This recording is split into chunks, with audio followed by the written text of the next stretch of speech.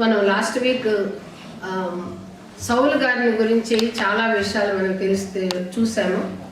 వాళ్ళ యొక్క వీక్నెసెస్ మనలో ఉంటే వాళ్ళ వీక్నెసెస్ని దేవుడు ఎలాగా ఓవర్కమ్ చేయడానికి వాళ్ళకి సహాయం చేశాడు. ఓవర్కమ్ చేసిన వాళ్ళకి ఎలాంటి బ్లెస్సింగ్స్ ఉన్నాయి. ఒకవేళ ఓవర్కమ్ చేయలేకపోతే నూతన నిబంధనలో మనకున్నటువంటి సహాయము పరిశుద్ధాత్మ దేవుడు ఎలాగా మనకి ఆ యొక్క సహాయాన్ని అందిస్తారు.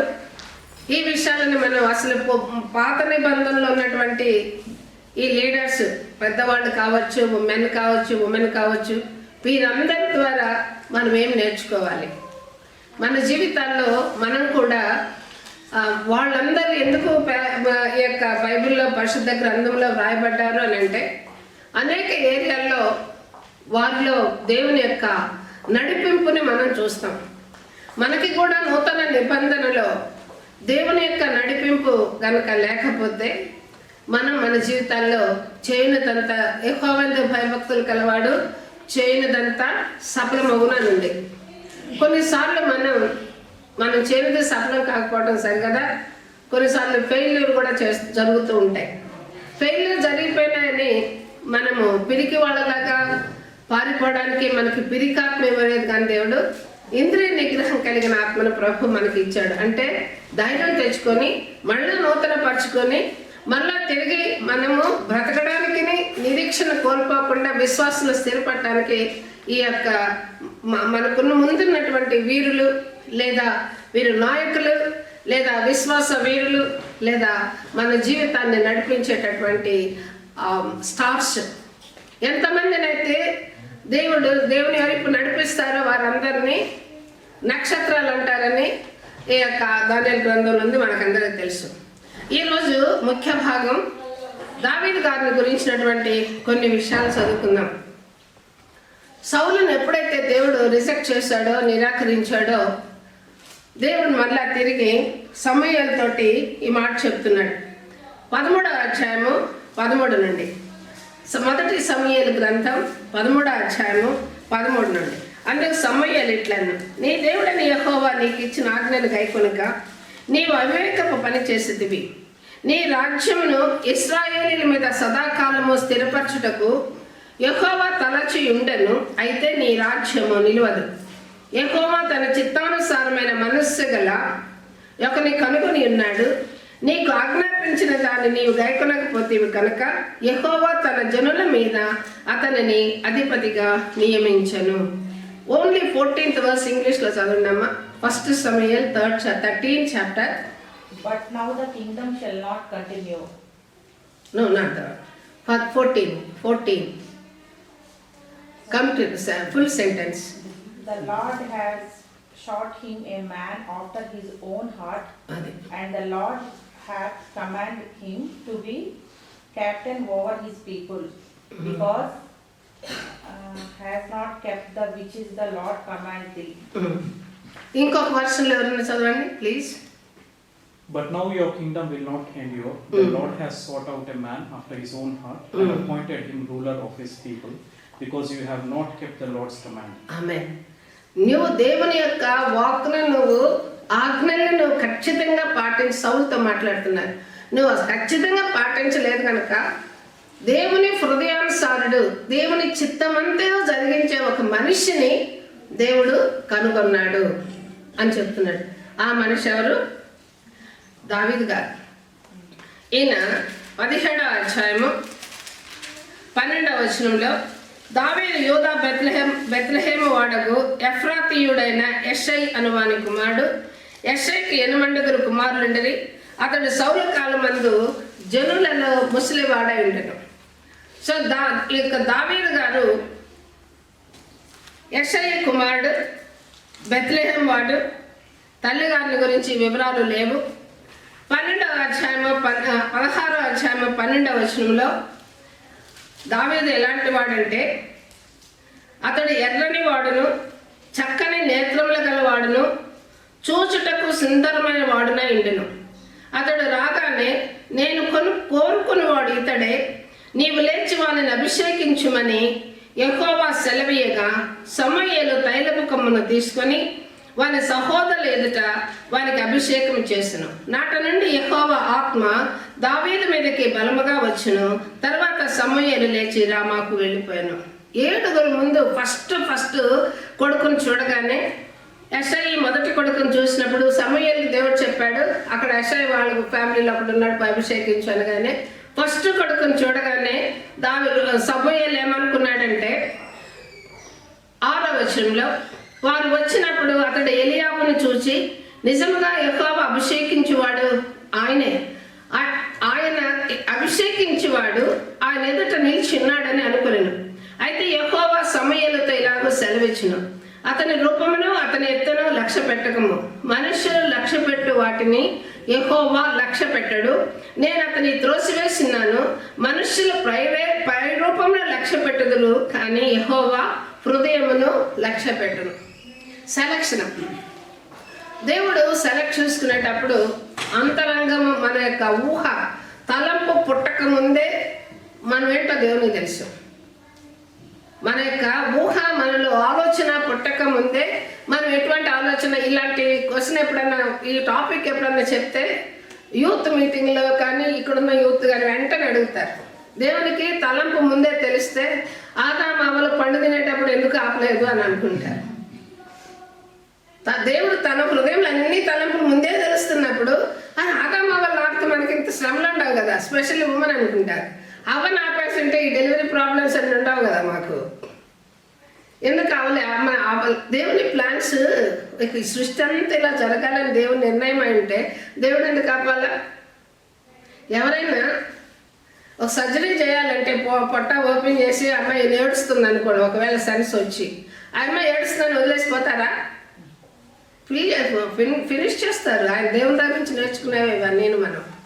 కనుక ఏ కారణమైతే దేవుడు అనాది సంకల్పం చొప్పున జగదుత్పత్తికి మునిపే ఎప్పుడైతే దురాత్మ సమూహం యూనివర్స్లోకి త్రోసివేయబడిందో, తిరిగి మరలా యూనివర్స్లో మానవులుగా ఉన్నటువంటి మనమందరము కూడా దేవునితో ఉండాలనేటటువంటి ఆ సంకల్పం చొప్పున ప్రభు ఈ ఏర్పాట్లన్నీ చేశారు. ఒక చోట మనం పాత నిబంధనలో కొన్ని ఏరియాలు మనం చదివితే దేవుని దగ్గర నుండి రాజుల్ని మిస్గైడ్ చేయడానికి కూడా దురాత్మ సమూహం వచ్చేదంట. యోబు దగ్గరికి ఎక్కడి నుంచి వచ్చింది దురాత్మ? ఎవరి పర్మిషన్తో వచ్చింది? దేవుని పర్మిషన్తోనే వచ్చింది. కనుక అపోస్తలుడైన పౌలు ఏం చెప్తాడు? దేవుని యొక్క సంకల్పం చొప్పున దేవునిని ప్రేమించి వారికి సమస్తమును సమకూడి జరుగును. అనేక సందర్భాల్లో నేను కూడా అడిగేదాన్ని. నేను చాలా ఏరియాల్లో దేవుడు నన్ను నడిపించిన ఏరియాల్లో వెరీ పెయిన్ఫుల్ ఏరియాస్ ఉన్నాయి నాకు. నాకెందుకు ప్రభా ఇలాంటి ఎక్స్పీరియన్సెస్? నేను నిన్ను ఎంత ప్రేమించాను, నా యవ్వన కాలం నుంచి నేను వెంబడించాను. నేను 18 years నేను బాణగానే అయ్యాను, మీ అందరికీ తెలుసు. నాకెందుకు ఇంత శ్రమలు వస్తున్నాయని అడిగినప్పుడు ఈ ఎక్స్పీరియన్స్ లేకపోతే నా గురించి నువ్వు ఇతరులకు ఎలా చెప్తావమ్మా అని అడిగాడు. 23 years అప్పుడు. వాళ్ళ వరకు నేను చెప్పడం ఏంటి ప్రభా, నాకేం అవసరము, నేనెందుకు పోయి చెప్పాలి వాళ్ళందరికీ, నాకెందుకు ఎక్స్పీరియన్సెస్ అని అడిగాను నేను. దేవుడు దానికి ఆన్సర్ చేయలేదు. కానీ అవన్నీ కూడా ఈ రోజున ఈ మినిస్ట్రీలో నేను నిలబడడానికి, ఇంకొకళ్ళ పెయిన్ నేను అండర్స్టాండ్ చేసుకోవడానికి నాకు చాలా యూస్ఫుల్ అయినాయి. ఒక్కొక్కళ్ళ యొక్క కన్నీరు నేను చూసినప్పుడు వాళ్ళ షూలో నేను ఉండడానికి నాకు ఎక్స్పీరియన్స్ నాకు అలవాటే, నాకు నేర్పించిన లెసన్స్. ఒకవేళ ఎక్స్పీరియన్సెస్ నాకు లేకపోతే నేను ప్రీచ్ చేయలేను, టీచ్ చేసేదాన్ని. బైబిల్ ఉన్నది ఇలా ఉంది, సైన్స్ టీచ్ చేసినట్లుగా నేను కూడా టీచ్ చేసేదాన్ని. కానీ ప్రీచ్ అనుభవంలోనికి తీసుకొని నేను రుచి చూచి తెలుసుకొని యెహోవా ఉత్తముడని తెలుసుకున్నాడు కాబట్టి దావీదు కూడా అన్ని కీర్తనలు రాయగలిగాడు. నేను కూడా యెహోవా ఉత్తముడని, మేలు చేయవాడని, ఆపత్కాలమందు నమ్ముకున్న సహాయకుడని, దాగు చోటని నేను ఎక్స్పీరియన్స్ చేశాను కాబట్టి నేను ఈ రోజున మాట్లాడగలుగుతున్నాను. కనుక మనుషులు ఏం చూస్తారు? పైవేషాన్ని చూస్తారు. కానీ దేవుడు హృదయాన్ని చూస్తాడు. హృదయంలో మనం విధేయత కలిగి ఉంటున్నామా, అవిధేయత కలిగి ఉంటున్నామా? సౌలు ఏం చేశాడు? విధేయతగానే ఉన్నాడు. కానీ ఆయనలో వీక్నెస్ ఏం చూసాం మనం?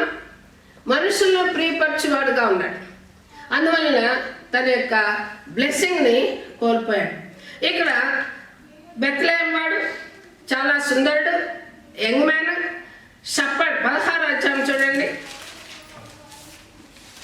16 అధ్యాయము 11వ వచనం.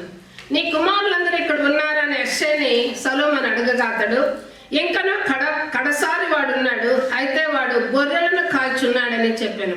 అందుకు సమూయేలు, నీవు వాడిని పిలిపించుము, అతడు ఇక్కడికి వచ్చే వరకు మనము కూర్చుందమని యెషయాతో చెప్పగా. ఇప్పుడు ఈయన షప్పడ్ కాబట్టి గొర్రెలు ఎప్పుడు సిక్ అవుతాయి, గొర్రెలను ఎలా ఎత్తుకోవాలి, అప్పుడే డెలివరీ అయిన పిల్లల్ని భుజం మీద వేసుకోవాలా లేకపోతే షోల్డర్లో ఇలా భద్రంగా పెట్టుకోవాలా, గొర్రె పిల్లల్ని బలహీనమైన ర్యామ్స్ తోటి ఎలాగా బలమైనటువంటి పొటేళ్ళని ఎలాగ నడిపించాలి, ఇవన్నీ కూడా దావీదు గారికి తెలుసు. గొర్రెల కాపరి కాబట్టి, గొర్రెలు అంటే మనల్ని ప్రజలని, దేవుని యొక్క ప్రజల్ని ఎలా పోలుస్తారు, మనం గొర్రెలుగా, అది మనకు ముద్దు పేరు అయితే బయట వాళ్ళకేమో గొర్రెలని కొంచెం చులకన పేరు. ఈ గొర్రె బిడ్డలు ఎలాగైనా తెలుసని మనం కొంచెం ఏడలుగా మాట్లాడతారు. మరీ మంచిది అనుకుంటాను నేను, మంచిదే కదా. మనం గొర్రె బిడ్డలు నమ్మకంగా తలంచుకొని పోతా, వాళ్ళు ఎన్ని కామెంట్లు పెడుతున్నా ఏమన్నా దేవుడు చూసుకుంటాడు, ఖచ్చితంగా చూస్తాడు. ఒకరోజు షిమి దావీదుని తెగదెడతాడు, కష్టం వచ్చినప్పుడు దావీదుని తెగదెడతాడు. కానీ షిమ్మికి వచ్చింది, దావీదు టైము దావీదుకి వచ్చింది. కనుక గొర్రె బిడ్డలన్నా కూడా మనం నిజంగా గొర్రెలే, దేవుడు మనల్ని గొర్రెలుగా పోల్చినందుకు మనం కృతజ్ఞతలు తెలియజేయాలి. అందుకనే 23 సామ్ అంత చక్కగా యెహోవా నా కాపరి అని రాయగలిగాడు. ఈయన ఎంత స్ట్రాంగ్, ఈయన young and energetic shepherd and very strong man. 17వ అధ్యాయము 50 ఇవన్నీ మనకు తెలిసినవే, కానీ ఈరోజు మనం ఈ టాపిక్ చదువుకోవాలి కాబట్టి జ్ఞాపకం చేసుకుంటున్నాం. దావీదు ఫిలిస్తీని కంటే బలాఢ్యుడై ఖడ్గం లేక ఒడిసేలతోనూ రాతితోనూ ఆ ఫిలిస్తీని కొట్టి చంపెను. వాడు బోర్ల పడగా దావీదు పరిగెత్తిపోయి ఫిలిస్తీన్ మీద నిల్చుండి వాని కత్తి వర దూసి దానితో వాని చంపి వాని తలను తెగవేసిన. ఫిలిస్తీన్లు తమ సూర్యుడు చచ్చుడు చూచి పారిపోయారు. గొలియాతును చూసి అందరూ భయపడ్డారు. ఇశ్రాయేలీల జనాంగం, సైనికులు లేదా వాళ్ళ బ్రదర్స్ కూడా భయపడ్డారు. కానీ ధైర్యంగా ఓన్లీ వర్షాలతోటి కొట్టాడు. ఎందుకు అంత హీనంటే వెరీ దేవుని యొక్క జ్ఞానం అనుకున్నది.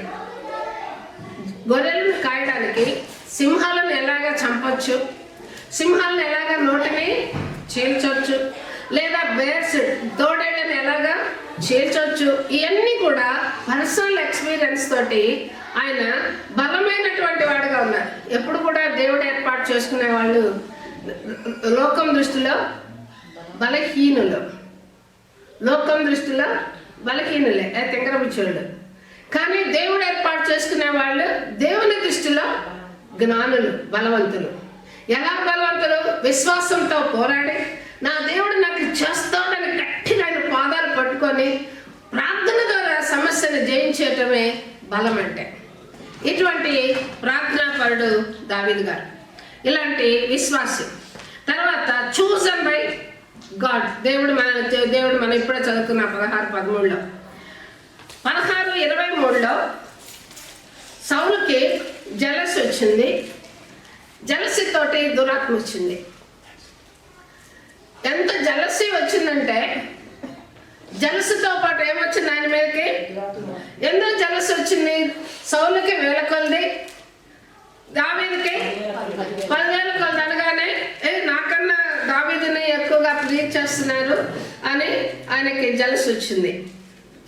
లోకంలో సహజంగా ఈ యొక్క ఇది మనం కోరుకునేటప్పుడు మనుషులు ఇచ్చేటటువంటి ఘనతను మనం కోరుకుంటే జలసి వస్తుంది. దేవుని దగ్గర ప్రభా నీ బలిష్టమైన చేతి కింద నన్ను ఉంచితే చాలు, నేను బ్రతికినంత కాలము నీ బలిష్టమైన చేతి కింద నన్ను దాచు ప్రభా అని ఎప్పుడైతే ఆయన పాదాల దగ్గరికి పోతామో అప్పుడు మనల్ని ఎక్కలేనంత ఎత్తానుకోండి ఎక్కిస్తారు. తాను తగ్గించుకున్న వారు హెచ్చింపబడతారు. సో దాన్ని చూడగానే జలసి వచ్చింది.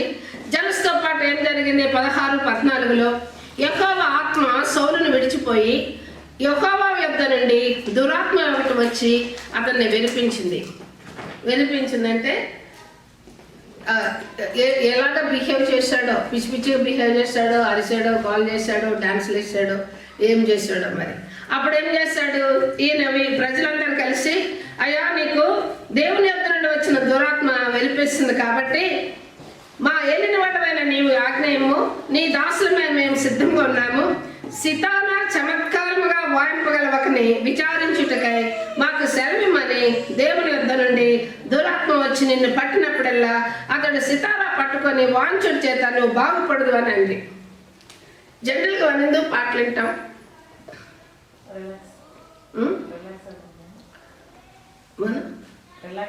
రిలాక్స్ అవుతాం.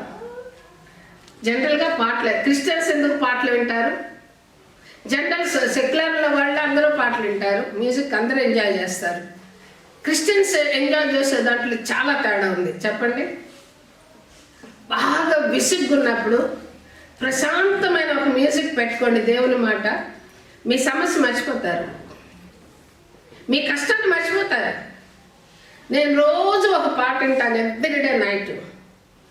జ్వాలా జ్వాలా అని మన కమలాకర్ గారి పాట, ప్రభు యేసయ్య ఒడిలో జ్వాల అని వస్తుంది. పడుకోబోయే ముందు ఖచ్చితంగా నేను ఆ పాట వింటాను. ఎందుకంటే దేవుని సన్నిధిలో ఆయన ప్రసన్నమైనటువంటి వెదర్ని మన చుట్టూ ముట్టినప్పుడు ఖచ్చితంగా మనం ప్రశాంతంగా నిద్రపోతాం. ఎన్నో సమస్యలు ఉంటాయి, నాకు కూడా గోల్డెన్ సమస్యలు ఉంటాయి, కానీ వీటన్నిటిలో నేను ఎందుకు కష్టపడాలా? నా దేవునికి నేను ఇచ్చి పసిపిల్లలు తల్లి ఒడిలో ఎలాగ నిద్రిస్తారో నేను అలాగే పడుకుంటాను. నేను ఎప్పుడు బాధపడను. ఏ సమస్య కూడా దేవునికి అప్పగిస్తాను. బాధ వస్తుంది, రాకుండా ఉండదు మనకి. మన బాధలు వచ్చినప్పుడు ఆ యొక్క సంగీతం వాయించగానే సౌలు మీద ఉన్న దురాత్మ పారిపోయి కూల్ డౌన్ అవుతాడంట. కూల్ డౌన్ అవుతాడు. ఈ దురాత్మలోనే సౌలు తెలిసిపోయింది దావీదుని దేవుడు ఏర్పాటు చేసుకున్నాడని. సౌలు చాలాసార్లు చంపడానికి ట్రై చేస్తాడు, కానీ దేవుడే సౌలుని తప్పిస్తాడు. కనుక ప్రియమైన వాళ్ళారా, ఈ ఏరియాలో సౌలుకిను దావీదుకిను ఒక పోరాటం ఇన్నాళ్ళుగా జరుగుతూ వచ్చింది.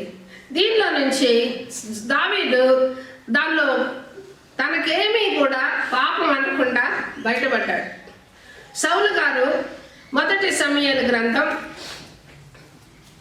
16:23లో దేవుని యొద్ద నుండి దురాత్మ వచ్చి సౌలును పట్టినప్పుడల్లా దావీదు సితారా చేత పట్టుకొని వాయింపగా దురాత్మ అతన్ని విడిచిపోయాను, అతని సేద తీరి బాగాయను.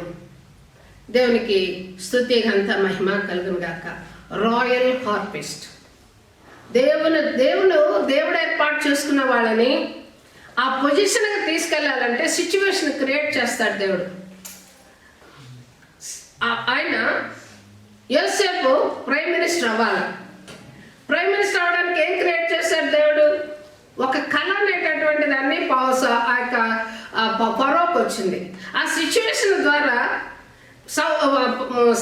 జోసెఫ్ ఎక్కడికి వెళ్ళాడు?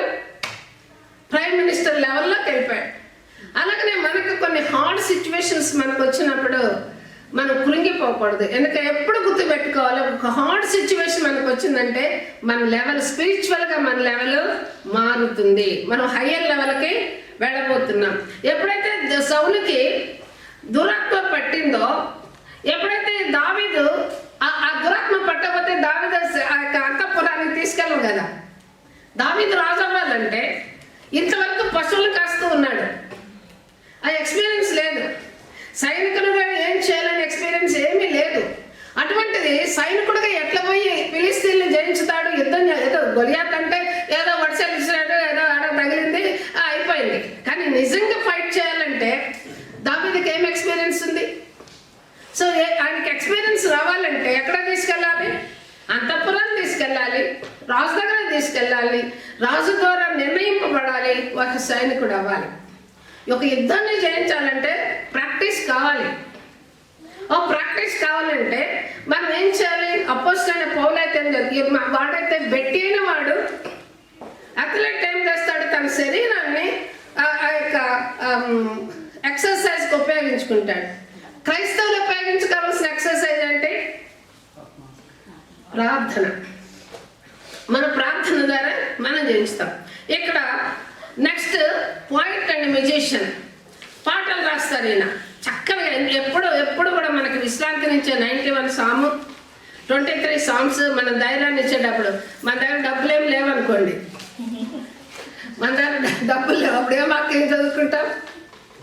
నా శత్రువు డబ్బుల్లో సిద్ధపరుస్తాను, నువ్వే చెప్పావు కదా, ఇప్పుడు ఇంట్లో పరిస్థితులు ఇలా ఉంటే నువ్వేం చేస్తున్నావు, నేను నిద్రపోనన్నావు కదా, నువ్వు కులకనన్నావు కదా, నా పరిస్థితి చూసి నువ్వేం చేస్తున్నావు నేను డిమాండ్ చేస్తాం మన దేవునికి. అందుకే దావీదు గారు ఆయన చక్కగా మనకి ధైర్యం ఇచ్చేటటువంటి కీర్తనలు మనకి రాశారు. 2వ సమూయేలు గ్రంథం 23వ అధ్యాయము మొదటి 2 వచనాలు.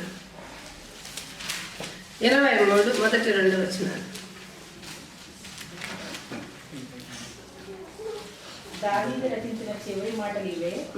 యెషయా కుమారుడు దావీదు పలికిన దైవోక్తి ఇదే. యాకోబు దేవుని చేత అభిషిక్తుడై మహా ఆధిపత్యము నొందిన వాడును, ఇశ్రాయేల స్తోత్ర గీతములను మధుర గానములు చేసిన గాయకుడు నగు దావీదు పలికిన దైవోక్తి ఇదే. యెహోవా ఆత్మ నా ద్వారా పలుకుచున్నాడు, ఆయన వాక్కు నా నోట ఉన్నది. యెహోవా ఆత్మ నా ద్వారా పలుకుచున్నాడు, ఆయన వాక్కు నా నోట ఉన్నది. ఇశ్రాయేలీయుల దేవుడు సెలవిచ్చుచున్నాడు, ఇశ్రాయేలీయులకు ఆశ్రయ దుర్గమగు దేవుడు నా ద్వారా మాట్లాడుచున్నాడు. ఎంత ధైర్యంగా రాస్తున్నాడు! ఎలా వచ్చింది దావీదు గారికి అంత ధైర్యం? దేవునితో సహవాసం, హృదయానుసారుడు, దేవుని యొక్క హృదయానుసారుడు కాబట్టే దావీదు గారు చక్కని పోయిట్, మంచి మ్యూజిషియన్. వాయించడమే కాదు, చక్కగా రాగం పెట్టగలిగినటువంటి గొప్ప విద్వాంసుడు. నెక్స్ట్ ఈయన 1 రాజుల గ్రంథం 2వ అధ్యాయము 11వ వచనంలో, దావీదు ఇశ్రాయేలీయులను ఏలిన కాలము 40 సంవత్సరములు, హెబ్రోనులో అతడు 7 సంవత్సరములను, యెరూషలేములో 33 సంవత్సరములను ఏలాను. కనుక టోటల్గా 40 years దేశాన్ని వెళ్ళాడు. 12 గోత్రాలు లేనిది. తర్వాత సల్మాన్ గారు కూడా వెళ్ళినారు అనుకోండి. కానీ సమాధానకరంగా సక్సెస్ఫుల్గా 40 ఏళ్ళు పరిపాలించినటువంటి వారు దావీదు గారు. ఇవన్నీ కూడా ఇంట్రడక్షన్. అయితే దావీదు గారి క్యారెక్టర్స్లో 7 మాటలు ఉన్నాయి, అవి మనకి ఇంపార్టెంట్. వాయిస్ బిహేవియర్, చాలా జ్ఞానంగా బిహేవ్ చేసేవాడు. మనం మంచిగా 1 సమూయేలు 2 సమూయేలు గ్రంథాలు కనుక చదివితే, స్పెషల్గా సౌలు గారు ఆయన చేతికి దొరికినప్పుడు 2 times చంపడానికి అవకాశం దొరికింది. ఆయన ఎలా చేశాడు? దేవుని ద్వారా అభిషేకించిన వారిని నేను తాకను. అట్లీస్ట్ ఆయన కొంగు కట్ చేసినందుకే ఆయన చాలా నొచ్చుకుంటాడు. 18వ అధ్యాయము 1 సమూయేలు గ్రంథం 18వ అధ్యాయము 5 చదువుతున్నాను చూడండి. దావీదు సౌలు తనను పంపిన చోటుకెల్లా పోయి సుబుద్ధి కలిగి పని చేసుకుని వచ్చును. కనుక సౌలు యోధుల మీద అతనిని నియమించును. జనులందరి దృష్టికిని, సౌలు సేవకుల దృష్టికిని దావీదు అనుకూలుడై ఉండెను. దావీదుకి వర్క్ ఇచ్చాడు ఎవరు? సౌలు గారు. సౌలు గారు రాజుగారు వర్క్ ఇచ్చినప్పుడు ఏ పనికి వెళ్ళినా కూడా సక్సెస్ చేసుకొని వస్తున్నాడు. కానీ ఎప్పుడైతే గొలియాతుని జయించితే నా కూతుర్ని ఇచ్చి పెళ్లి చేస్తానన్నాడు. కానీ దావీదు మీద జలసి వచ్చేటప్పుడు కూతుర్ని తీసుకెళ్ళి వేరే వాళ్ళకి ఇచ్చాడు. మళ్ళీ దావీదు మళ్ళీ సక్సెస్ఫుల్గా ఉన్నాడు. ఎక్కడ పోయినా జయించుకొస్తుంటే మళ్ళీ చెప్పాడు, మళ్ళీ నాకు 2వ కూతురు మీకాల్ని ఇస్తానని. మళ్ళీ మోసం చేస్తాడు. దావీదు ఫ్రెండ్కే ఇచ్చేస్తాడు, ఇంకా జలసి పుట్టాలని. దావీదుకి ఏమవుతుంది? తన భార్యను తీసి ఇంకొక తన ఫ్రెండ్కి ఇస్తే అందులో భర్తకు సామెతల గ్రంథంలో భర్తకు పుట్టే వ్యసనము సముద్రం అంతా ప్రముగిత ఉన్నది. అయితే ఈ ఏరియాలో జలసి పుట్టినా కూడా మౌనంగా వెళ్ళిపోయాడు. తిరగబడి రాజు మీద కొట్లాడలేదు, తిరగబడి రాజు మీద యుద్ధం చేయడానికి నిలబడలేదు. 2 times మోసం చేసేస్తాడు. కానీ సౌలు యోధుల మీదను అతను నియమించి ఎప్పుడైతే తనకు సక్సెస్ అవుతా ఉన్నాడో, అంటే యుద్ధ వీరుడుగా మారుతున్నాడో, సోల్జర్గా ట్రైన్ అవుతున్నాడో, మెయిన్ రోల్లోకి వచ్చేసాడు. దేవుని సౌలు జనుల దృష్టికిని, సౌలు సేవకుల దృష్టికిని దావీదు మంచి అనుకూలుడై ఉన్నాడు. ఒక సేవలో మనం నిలిచామంటే అందరు ప్రభువైన యేసుక్రీస్తు దగ్గరకు వచ్చేటప్పటికి 11 మందికి అనుకూలుడుగానే ఉన్నాడు, కానీ ఒక్కడికి అనుకూలుడు లేడు ప్రభువైన యేసుక్రీస్తు. ఎందుకంటే నూతన నిబంధనలో అందరూ మారు మనసు పొంది అందరూ పరలోక రాజ్యానికి వెళ్ళాలనేది దైవ నిర్ణయం. కానీ అపవాది యొక్క నిర్ణయం మనుషులని మిస్గైడ్ చేయాలి ఆదికాండం నుంచి. సో ఈ ఏరియాలో మనుషులు అటు ఇటు ఫ్లోట్ అవుతూ ఉంటారు. సో ఈ ఏరియా మొదటిది వైజ్ బిహేవియర్. వైజ్ బిహేవియర్ ఉన్నందువలన మనుషుల దయందను, యోధుల దయందను, యేసుక్రీస్తు అయితే మనుషుల దయందను దేవుని దయను వర్ధిల్లినట్లుగా దావీదు దినదినము వర్ధిల్లాడు. 30వ వచనంలో ఒక మాట చదువుకుందాం. ఫిలిష్తీయుల సర్దార్లు యుద్ధమునకు బయలుదేర్చి వచ్చింది. వారు బయలుదేరినప్పుడల్లా దావీదు బహు వివేకము కలిగి ప్రవర్తించుచూ రాగా సౌలు సేవకులందరికంటే అతని పేరు బహు ప్రసిద్ధికెక్కను. ఇది ఆయనకి ఇంకా కోపం వచ్చింది. ఎవరికి? సౌలు గారికి. తర్వాత డేవిడ్ వర్షిప్పర్, దేవుణ్ణి ఆరాధించేటటువంటి క్యారెక్టర్ ఇది. ఫస్ట్ క్రానికల్స్ మొదటి దినవృత్తాంతములు 15వ అధ్యాయము మొదటి 2 వచనాలు చదువుకున్నాం. దావీదు తన కొరకు దావీదుపురం నందు ఇల్లు కట్టించెను. దేవుని మందసమునకు ఒక స్థలమును సిద్ధపరిచి దాని మీద గుడారం ఒకటి వేయించెను. మందసమును ఎత్తుటకును నిత్యము తనకు సేవ చేయుటకును యెహోవా లేవీయులను ఏర్పరచుకొనెనని చెప్పి వారు తప్ప మరి ఎవరునూ దేవుని మందసమును ఎత్తకూడదని దావీదు ఆజ్ఞ ఇచ్చెను. ఆమేన్. దావీదు లైఫ్ మొత్తం చూస్తే మందసానికి తన ఆఫ్ లైఫ్ ఇచ్చాడు. దేవుని యొక్క మందస్సు లేదంటే దేవుని ఆలయాన్ని కట్టడానికి ఎంత తాపత్రయం అంటే, ఎంత సమకూర్చాడంటే బంగారం కానీ, వెండి కానీ, ఇత్తడి కానీ, కలప కానీ సమస్తాన్ని సమకూర్చినటువంటి వాడు. అంతేకాదు కీర్తనలు రాసి కీర్తనలు పాడేవాళ్ళు, పాడిచ్చేవాళ్ళు, గాయకులను ఏర్పాటు చేశారు. దేవుని మందిరంలో సేవ జరగడానికి కూడా ఆయన సమస్తాన్ని సిద్ధపరిచినటువంటి ఆయన. 27-29 వచనాలు మనం ఒకసారి చూస్తే, దావీదును మందసమును మోయు లేవీయులందరూ పాఠకులను పాఠకుల పనికి విచారణకర్తయగు కెనన్యాయును సన్నపు నారతో నేయబడిన వస్త్రములు ధరించుకుని ఉండేది. దావీదు సన్నపు నారతో నేయబడిన ఏఫోదును ధరించిండెను. ఇశ్రాయేలీయులందరూ ఆర్భాటం చేచు, కొమ్ములు బూరలు ఊదుచు, తాళములు కొట్టుచు, స్వరమండలంలో సితారాలు వాయించుచు యెహోవా సన్నిధిని మందసము తీసుకొని వచ్చిరి. యెహోవా నిబంధన మందసము దావీదుపురంలోనికి రాగా సౌలు కుమార్తె అయిన మీకాలు కిటికీల నుంచి చూచి రాజైన దావీదు నాట్యమాడుచు వాయించుటకు కనుగొని తన మనస్సులో అతని హీనమరచెను. అందుకే దేవుడు అన్ని గొడ్రాలుగా ఉంచాడు అన్నది బైబిల్లో. కనుక ప్రియమైన వాళ్ళారా, ఎంతగా తన యొక్క ప్రాణాన్ని, తన టైంని, తన యొక్క అసెట్స్ని, రిసోర్సెస్ని అన్నిటినీ ఉపయోగించి సగభాగము తన లైఫ్లో సగభాగము దేవుడు ఒక్క చోట మాత్రమే దావీదు దేవుని అది కూడా దేవునికి అనుకూలమైన దాన్ని అనుకోలేదు. దుష్టుడు ఆయన కంటికి అంధకారాన్ని 2 times అంధకారమైంది. ఒకటి మనం చదువుకుందాం. 2వ సమూయేలు గ్రంథం 12వ అధ్యాయం 13వ వచనం. నేను పాపము చేసితిని, దావీదు నాతానుతో అనగా, నాతాను నీవు చావకుండానట్లు యెహోవా నీ పాపమును పరిహరించెను. చాలు నాయన. నాతాను, ప్రవక్త అయిన నాతాను ఊరియా భార్య దగ్గర దావీదు చేసినటువంటి పొరపాటును, తప్పిదాన్ని, 2 రకాలైనటువంటి పాపాలు ఉంటాయి. ఎప్పుడు చెప్తూ ఉంటారు, ఇంటెన్షనల్ సిన్, అన్ఇంటెన్షనల్ సిన్. యాక్సిడెంటల్గా పాపం వేరు, ఇవి శరీర సంబంధమైన పాపం వేరు, ఆత్మ సంబంధమైన పాపం వేరు. ఇక్కడ దేవునికి వ్యతిరేకంగా పాపం కాదు ఇతను చేసింది, తన శరీర వాంఛతో తను చేసినటువంటి పాపం. ఇది ఫర్గివ్నెస్ అనేది ఇక్కడ సౌలు దేవునికి వ్యతిరేకంగా పాపం చేశాడు. దావీదు తన శరీరంకి వ్యతిరేకంగా పాపం చేశాడు. కనుక ఇక్కడ నేను పాపము చేశాను ఎప్పుడైతే నాతాను వచ్చి హెచ్చరిక చేశాడో వెంటనే తన హృదయాన్ని బ్రద్దలు చేసుకొని దేవుని ఆలయం దగ్గర పోయి కన్నీరు విడిచి దేవుని పాదాలు కన్నీటితో కలుగుతారు. రాజు నేల మీద పడి ఉంటాడంటే చూసినాడు వాళ్ళందరూ అయ్యో రాజు ఎంత కష్టపడుతున్నాడు అనుకున్నారు. ఎప్పుడైతే ఆ బేబీ చనిపోయిందో లేచి శుభ్రంగా స్నానం చేసి దేవుని చిత్తం నేను చేయాల్సింది చేసేసాను, అయిపోయింది, దేవుని చిత్తం దేవుని నెరవేర్చాడు, అంతే పోయింది వదిలేశాడు. అంతే అంతగా దేవునితో సహవాసం ఉన్నటువంటి వాడు, దేవుని యొక్క హృదయము తెలిసినటువంటి వాడు దావీదు.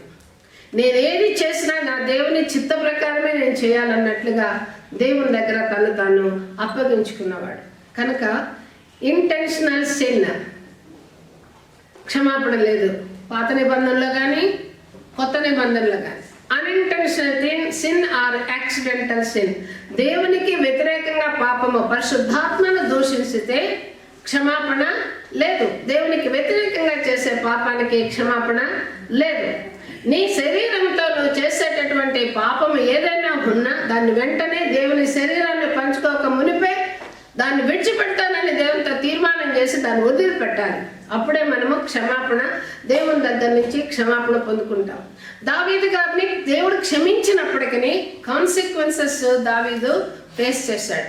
ఎప్పుడైతే దినము కూడా నూతన నిబంధనలో దేవుళ్ళు ఎదుగుతూ ఉంటారో ఆ కాన్సిక్వెన్సెస్ కూడా దేవుడు క్యాన్సిల్ చేసేస్తాడు. ఎందుకంటే మనం దేవుని యందు భయభక్తులు కలిగి ఉంటున్నాం కాబట్టి. సో మూడో ఏరియాలో దావీదు గారి పాపాన్ని దేవుడు క్షమించాడు. ఎందుకు క్షమించాడు? ఆయన రిపెంట్ అయ్యాడు, కానీ హీ ఫేస్డ్ కాన్సిక్వెన్సెస్.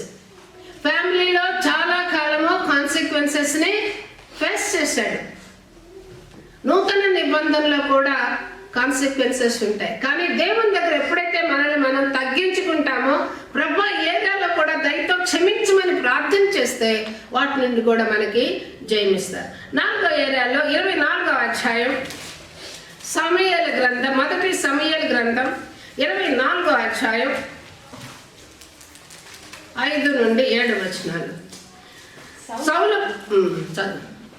సౌలు పై వస్త్రమును తాను కోసెనని దావీదు మనసునొచ్చి ఇతడు యెహోవా చేత అభిషేకం నొందినవాడు గనుక యెహోవా చేత అభిషిక్తుడైన నా ప్రభువునకు నేను ఈ కార్యం చేయను, యెహోవాను బట్టి అతన్ని నేను చంపను అని తన జనులతో చెప్పాను.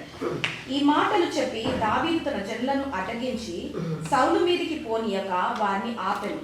తర్వాత సౌలు లేచి గుహలో నుండి బయలుదేరి మార్గమున పోయాను. ఆమె చాలు వాళ్ళు సౌలుని ఎలాగైనా చంపుతామని వాళ్ళు అంటున్నారు, తన యొక్క సపోర్టర్స్. బట్ దావీదు ఏం చేశాడు? నేను చంపను, మీరు చంపద్దు. కానీ మనుషులు మనం ఏమనుకుంటారు? ఇప్పుడు పాలిటిక్స్ తీసుకుందాం. ఇప్పుడు నా పార్టీ గెలిస్తే నేనేం చేస్తాను? అక్కడ ఉన్న వాళ్ళందరినీ తీసుకెళ్ళి ఇక్కడ జైల్లో పాడేస్తాను. వీళ్ళు పార్టీ గెలుస్తున్నాను కానీ ఇక్కడ వాళ్ళందరినీ తీసి అక్కడ జైలు వేస్తాను. పాపం వాళ్ళు వేసుకుంటే పర్వాలేదు, ఓటేసిన బీదలు బిక్కలు దిక్కులేని వాళ్ళు వాళ్ళని ఎందుకు చంపటం? ఆ ఏరియాలో నాకు చాలా దుఃఖం. నాకు ఒక్కసారి అధికారం ఇస్తే వీళ్ళందరికీ లెసన్ చెప్పాలా, బీదవాళ్ళందరికీ ఓట్లు వేసుకోవా, తాగి ఓట్లు వేయబాకుండా నోట్లు మూసుకోండిరా, మీరు తాగినందుకు మీరు ఓట్లు వేస్తారని బాగా వాయించాలి. ఈసారి ఎలక్షన్స్కి నేను వెళ్ళాలనుకుంటున్నాను, ఏ పార్టీ తరపున కాదు. ఈ తాగు ఓట్లు వేసే వాళ్ళకి తర్వాత లెసన్స్ ఇవ్వాలని నేను డిసైడ్ చేసుకున్నాను. వీళ్ళ మూలన దేశం పాడైపోతుంది కదా, తాగులేసి తాగడం ఓట్లు వేయడం దేశాన్ని పాడు చేయడం. సరే, అదెందుకు మనకి. ఇప్పుడు దావీదు గారు 4వ ఏరియాలో honoured his ruler, wise behaviour, worshipper of God, repented and faced consequences. 4th one is honoured. నేను చంపను, మీరెవరో చంపద్దు. కానీ ఈ రోజులో యూట్యూబ్ ఓపెన్ చేస్తే ఏమొస్తుంది? రీసెంట్గా నేను లాస్ట్ వీక్లో ఒక క్లిప్పింగ్ చెప్పాను. ఒక ఆవిడ పెళ్లి చేసుకుంది పాస్టర్కి 3వ భార్యగా. ఇప్పుడు ఆమె భయంకరంగా అన్ని పెడుతుంది, పోయి శివశక్తి వాళ్ళతో పోయి ఏమో పెట్టింది. నెక్స్ట్ వీక్ ఈయన ఏం చేశాడు, ఇంకో పాస్టర్ గారితో ఇంకొక క్లిప్పింగ్ పెట్టాడు. అస్సలు నేను ఆమెని పెళ్ళే చేసుకోలేదు, నేనేం చేయలేదు, అది చేయలేదు, అది లేదు, ఇది లేదు, నేను పెడుతున్నాడు. వీళ్ళందరి మూలాన అన్నిల మధ్య క్రీస్తునామం ఏమవుతుంది, దూషింపబడుతుంది. ఒకవేళ పాస్టర్ తప్పు చేస్తే సంఘస్థులందరినీ తీసుకెళ్ళి పాస్టర్ని నువ్వు తప్పు చేసావని గద్దించాలి, లేదా హెచ్చరిక చేయించాలి. పెద్ద పాస్టర్స్ అసోసియేషన్ ప్రతి కంట్రీలో ఉంది, ప్రతి డిస్ట్రిక్ట్ లెవెల్లో ఉంది ఇండియాలో, కానీ ఈవెన్ ఇక్కడ కానీ. ఇక్కడ కూడా మాకు పాస్టర్స్ అసోసియేషన్ ఈస్టాంలో ఉంది, ఇక్కడ కూడా ఉంది, చేమ్స్ఫర్డ్లో కూడా ఉంది. సో వీళ్ళు ఇన్ఫార్మ్ చేయాలి, పాస్టర్ ఇలా చేస్తాడని. ఇలా చేయకుండా పాస్టర్స్ దగ్గర పోకుండా వీళ్ళు అన్నిల దగ్గర పోయినందువలన క్రీస్తునామము దూషింపబడుతుంది. దీనివల్ల ఏం నేర్చుకుంటున్నాం, దావీదు గారు ఏం చేస్తున్నారు, నో నో నో, అభిషేకింపబడిన వారి జోలికి పోవద్దు, నేను పోను, మీరు పోవద్దు, ఇది దేవునికి అప్పగించుదాం, దేవుడు లెసన్ చెప్తారు. ఇది లెసన్ మనకు కావాల్సింది. కనుక మనం కూడా నేర్చుకోవాలి. ఎవరికి క్రియకు తగిన ఫలము వారు పొందుకుంటారు, ముందు కానీ వెనక కానీ. ప్రతి దానికి సమయం ఉంది. మామిడి పండు కాయడానికి 10 years ఉన్నాయి, గోధుమ గింజలు కాయడానికి ఓన్లీ 4 months. ఆ గింజ ఎంతకాలం ఉంటుంది, మామిడి పండు యొక్క రుచి ఎంతకాలం ఉంటుంది. కనుక ప్రతి పాపానికి టైం ఉంటుంది, కనుక మనం దేవునికి అప్పగించాల్సిందే. 5వ ఏరియాలో డివైన్ విజనరీ. ఆయన చాలా ముందు చూపు కలిగినటువంటి వాడు. ఆ ముందు చూపు ఎలా వస్తుందండి ఎవరికైనా, దేవుని బిడ్డలకి? 2 సమూయేలు గ్రంథం 22వ అధ్యాయం 22 నుండి చదువుతాం.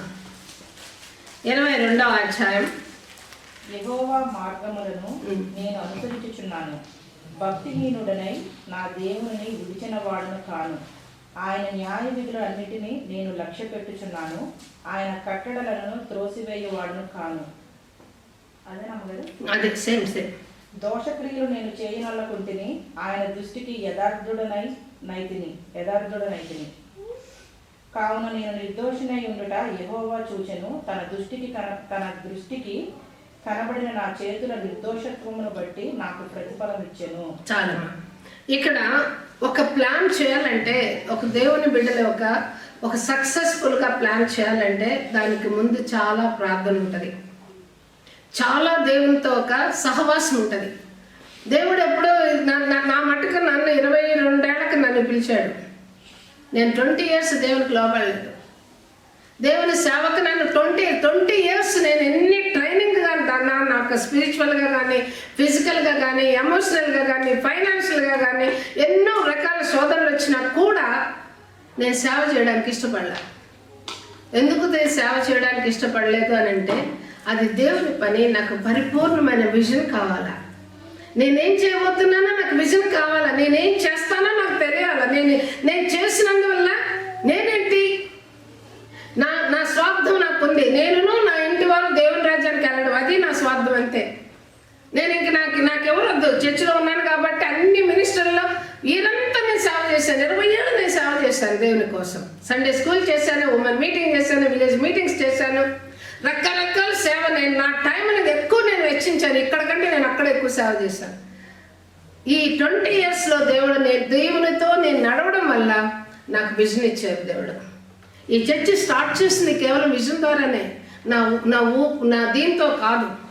విజన్ ద్వారా, ఆ యొక్క ప్రొఫెసీల ద్వారా, కన్ఫర్మేషన్ ద్వారా ఈ చర్చి స్టార్ట్ చేసాం. ఒక విజన్ రావాలంటే ఏముండాలి? ఫస్ట్ యెహోవా మార్గములను నేను అనుసరించుచున్నాను, భక్తిహీనుడనైన నా దేవుడిని విడిచిన వాడని కాను, ఆయన న్యాయ విధులన్నింటినీ నేను లక్ష్య పెట్టుచున్నాను, ఆయన కట్టడలను త్రోసివేసిన వాడని కాను, దోషక్రియలు నేను చెయ్యనొల్లకి ఉంటేని ఆయన దృష్టికి యథార్థుడైతిని. దేవుని యొక్క మాటని నేను ఇక్కడ మాట్లాడుతుంటే దేవుని దూతలు నన్ను చూస్తారు, దురాత్మ సమూహము నన్ను చూస్తారు, మీ అందరి కళ్ళు నన్ను చూస్తాయి. నా కాన్షియస్ నా మీద దోషారోపణ చేసినప్పుడు నేను ఈ వాక్యం చెప్పలేను. నా కాన్షియస్ నేను దోషారోపణ చేసుకుంటూ నేను ఒకటి రీచ్ చేసి నేను ఇంకొకటి నా హృదయంలో నేను పెట్టుకుంటే నేను టీచ్ చేయలేను. అందుకనే దావీదుని అంతగా దేవుడు నా హృదయానుసారుడు అని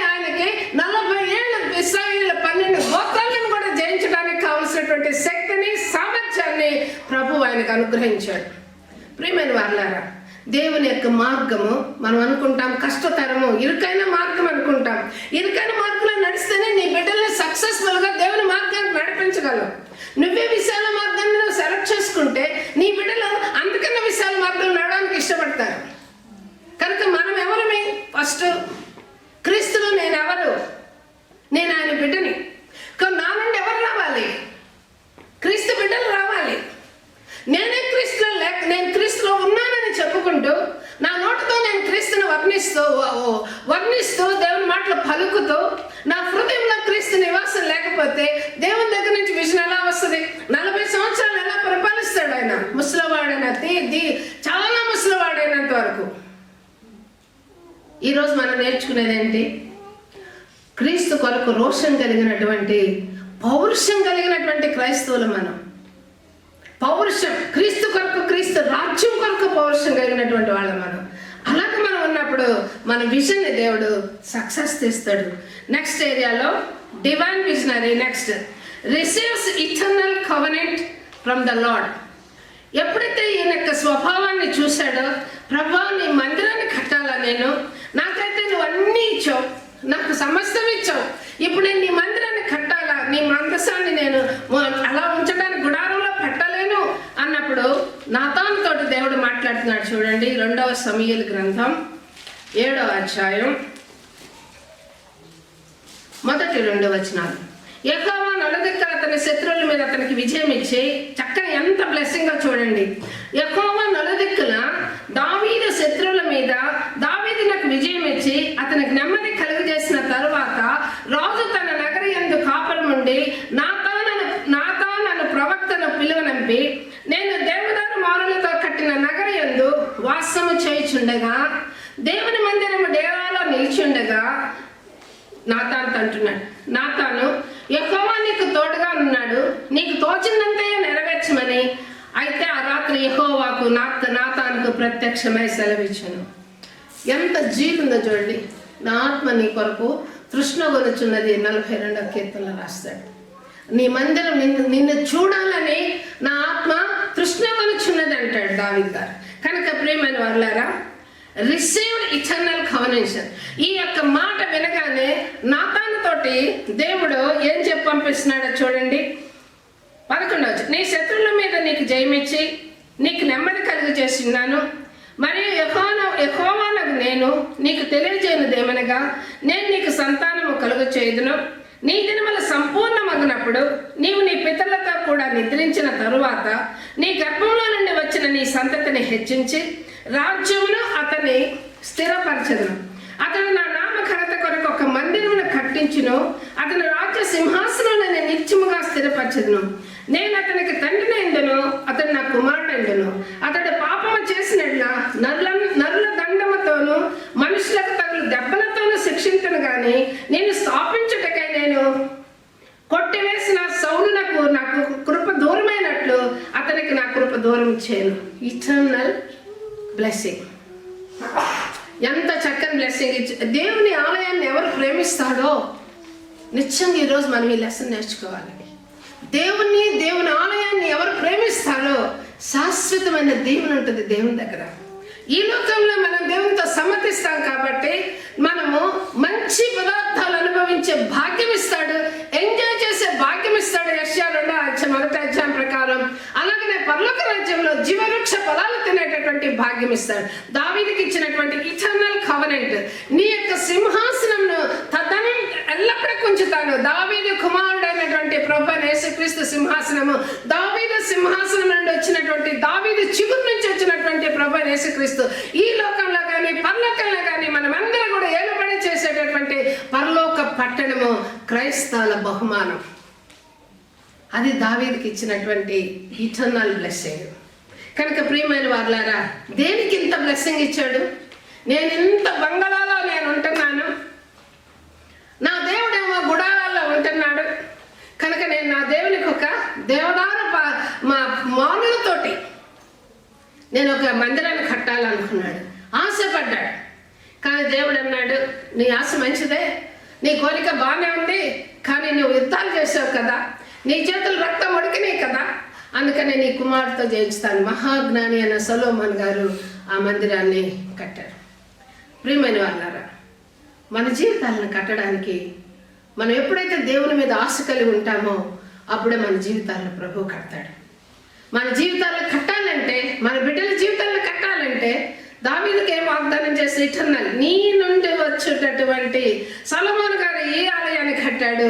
దావీదు సింహాసనం చిగురు నుండి వచ్చినటువంటి ప్రభువైన యేసుక్రీస్తు సియోను పట్టణము లేదా పర్లోక పట్టణాన్ని కట్టడానికి దేవుడు ఇటర్నల్ బ్లెస్సింగ్ ప్రభు మనకు ఇచ్చాడు.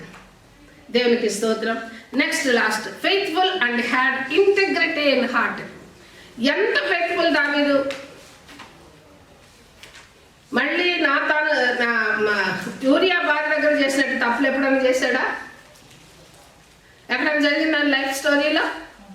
తను ముసలివాడైనప్పుడు అందమైనటువంటి అమ్మాయిని తీసుకొచ్చారంట. ఆ రోజుల్లో హీటర్స్ లేవేమో పాపం, పెద్దాను కదా, హీటర్స్ లేవు. వెచ్చముట్టడానికి అమ్మాయిని తెచ్చినా కూడా ఆ అమ్మాయిల దగ్గర పోలేదని క్లియర్గా దేవుడు ఇందులో గ్రంథంలో. ఈ రోజుల్లో మిడిల్ ఈస్ట్లోకి వెళ్తే 80 years వాడు కూడా 69 years అమ్మాయిని పెళ్లి చేసుకుంటారు. మీరు బాగా చూడొచ్చు మిడిల్ ఈస్ట్లో 80 years వాళ్ళు 16 అమ్మాయిలు కూడా పెళ్లి చేసుకుంటారు. కానీ దావీదు గారు అలా చేయలేదు. 78వ కీర్తన 71 తన దాసుడైన దావీదును కోరుకుని గొర్రెల దొడ్డిలో నుండి అతన్ని పిలిపించెను. పాడి గొర్రెలను వెంబడించుట మాన్పించి తన ప్రజలైన యాకోబును తన స్వాస్థ్యమైన ఇశ్రాయేలును మేపుటకు ఆయన అతనిని రప్పించెను. అతడు యథార్థ హృదయుడై వారిని పాలించును, కార్యముల యందు నేర్పరి వారిని నడిపించెను. It's a wonderful, faithful and had integrity in heart. అందుకనే గొర్రెల కాపరుని తీసుకొచ్చి ప్రజలను పాలించే రాజుగా చేశాడు. ఈరోజు నా మట్టుకు నేను కూడా చాలా సంవత్సరాలు ఎన్ని హేళన చేసినా కూడా బాయిలో కప్పన్నా తింగర పిచ్చులన్నా ఏమన్నా కూడా నా దేవుని పని నేను నమ్మకంగా పనిచేయడానికి ఇష్టపడేదాన్ని. నాకు ఎంత వర్క్ ఇస్తే ఎంత నైట్ అయినా కూడా సండే స్కూల్ ప్రోగ్రామ్స్ మేము చేయాలంటే నెలల తరబడి ఆ యొక్క పిల్లల్ని ట్రైన్ చేసుకుంటూ లేదంటే వాళ్ళని ట్రైన్ చేసుకుంటూ మా పిల్లలు సండే స్కూల్ పిల్లలు 200 verses చెప్పింది చెప్పకుండా చెప్పేటటువంటి రీతికి మేము ట్రైన్ చేసాము మా సండే స్కూల్ పిల్లల్ని. సండే స్కూల్ విషయంలో కానీ ప్రకాశం జిల్లాలో ప్రతి విలేజ్కి మేము మినిస్ట్రీకి వెళ్ళాం ప్రకాశం జిల్లాలో. సో ఎంత నమ్మకంగా నేను దేవుని దగ్గరికి వచ్చాను. ఇక్కడికి వచ్చిన తర్వాత 5 సంవత్సరాలు నేను చెప్పాను, నేనేం చేయను ప్రభువా, నేను అస్సలు చేయను, నీ పని చేయను, నేను చర్చికి వెళ్తాను వస్తాను అంతే, నేను అసలు ఏం చేయలేదు. ఎందుకు చేయలేదు అని అంటే ఐఎమ్ రిలాక్స్డ్. దేవుని దగ్గర టైం తీసుకున్నాను.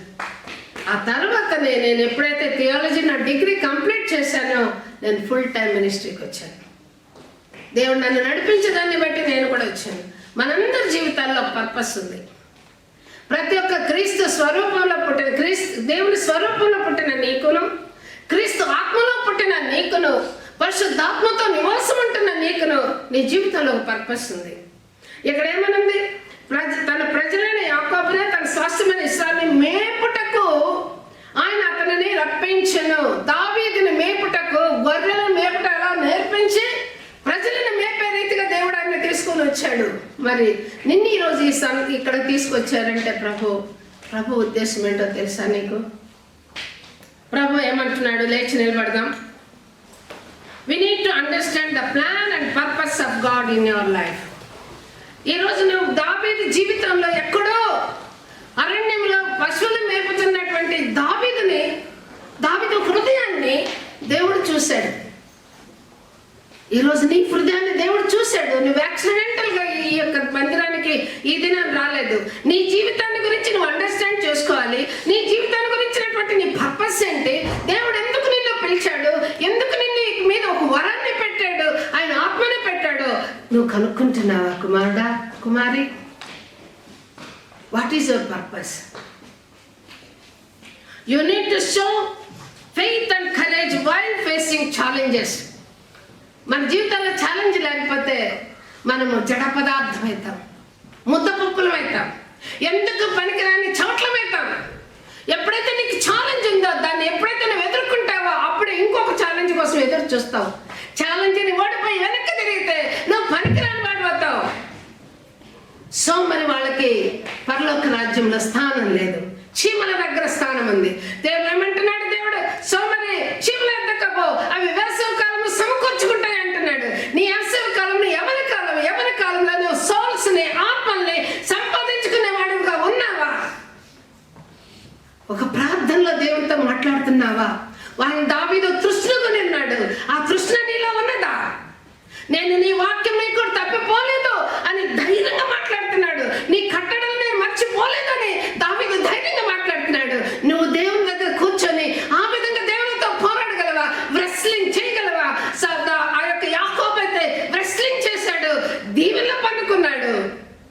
ప్రభు రెడీగా ఉన్నాడు. నీ యొక్క ఛాలెంజ్ లో నిన్ను నిలబెట్టి ఆయన చెయ్యించి నిన్ను పైకి లేపడానికి దేవుడు రెడీగా ఉన్నాడు. క్రైస్తవుడు అంటేనే ఛాలెంజ్ని ఎదుర్కొనేవాడు, క్రైస్తవుడు అంటేనే ఛాలెంజ్ లో నిలబడేవాడు, క్రైస్తవుడు అంటేనే అగ్ని శోధనలు దాటి వెళ్ళేవాడు. క్రైస్తవుడు నిలువెచ్చలుగా ఉండేవాడు కాదు. We need to learn how to handle the criticism. దావీదుని చాలా మంది హేళన చేశారు. షిమి ఇష్టం వచ్చినట్టు తిట్టాడు, విన్నవాళ్ళకి రోషం వచ్చింది. కానీ దేవుడు సమయం వచ్చినప్పుడు సొలొమోనుకి అప్పగించాడు షిమిని ఏం చేయాలో. నువ్వు దేవునికి అప్పగిస్తావా క్రిటిసిజాన్ని? పర్వాలేదు. దేవుడు మనల్ని అన్నారంటే మనలో ఉన్న క్రీస్తుని కూడా అంటున్నట్టు కదా. క్రీస్తుకు లేని రోషం మనకెందుకు? We need to wait and depend on God. రాజుగా చేసినప్పటికీ more than 20 years గృహంలో పరిగెత్తాడు, అరణ్యంలో పరిగెత్తాడు, పిచ్చివాడుగా యాక్షన్ చేశాడు దావీదు. కానీ సౌలుతోటి పోటీ చేయలేదు. నన్ను కూడా దేవుడు అభిషేకించాడు కదా, నేను కూడా రాజును కదా, నేను నీ ఎదురుగా సింహాసనంతో పోరాడతానని సౌలు వంశంతో కానీ మందిరపు దీవెన తన వంశం అంతా ప్రభువైన యేసుక్రీస్తు వారు వచ్చేలాగా ఫిజికల్ గాను స్పిరిచువల్ గాను పొందుకున్నాడే. నిన్ను దేవుడు దీవించాలని ఆశపడుతుండగా ప్రభు చెయ్యి పట్టుకోలేవా? నా బలహీనతలో నన్ను క్షమించు ప్రభా, నీ కృప నాకు ఇయ్యమని దేవుణ్ణి అడుగుదామా?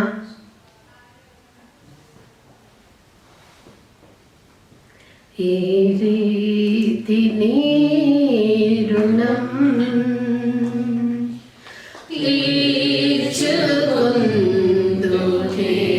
తీర్చుకొందునేసయ్యా, ఏ రీతి నీ రుణం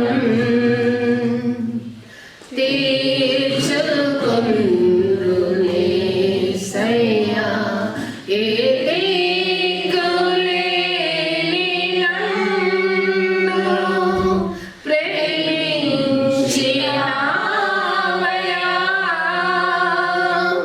ఎంతో కృపను చూపి నన్ను దీవించినావయ్యా, ఏ రీతి నీ రుణం తీర్చుకొందు యేసయ్యా. పరిశుద్ధ ప్రభా, నీ పాదముల స్తోత్రం. అవును తండ్రి, అనాది సంకల్పం చొప్పున మీ ప్రియకుమారుని ద్వారా మమ్మల్ని మీ బిడ్డలుగా చేర్చుకున్నావు. నీ ఆత్మ ద్వారా మమ్మల్ని నీ సారూప్యంలోకి మార్చాలనుకుంటున్నావు. నీ చిత్తం మా జీవితాల్లో చూపించినప్పటికీ అనేక సార్లు ప్రభా మేము ఎదుర్కొనే ఛాలెంజెస్లో మేము వెనక్కి తిరిగి చూస్తున్నాం, ముందుకు సాగలేకుండా ఉన్నాం. దయతో క్షమించండి ప్రభా. మీరు మా చెయ్యి పట్టి నా తండ్రి మేము అద్దరికి చేరేంత వరకు కూడా ప్రభా విడవని ఎడవని వాగ్దానం చెప్పిన సంఘంలో చేరిన ప్రతి ఒక్కరిని కూడా నీ కృపలో దీవించండి, బలపరచండి, నిలబెట్టండి, నీ నామం మహింపరచుకోండి. యేసయ్య నామమున అడిగి వేడుకొంచున్నాం తండ్రి. మనమందరం కూర్చుందాం.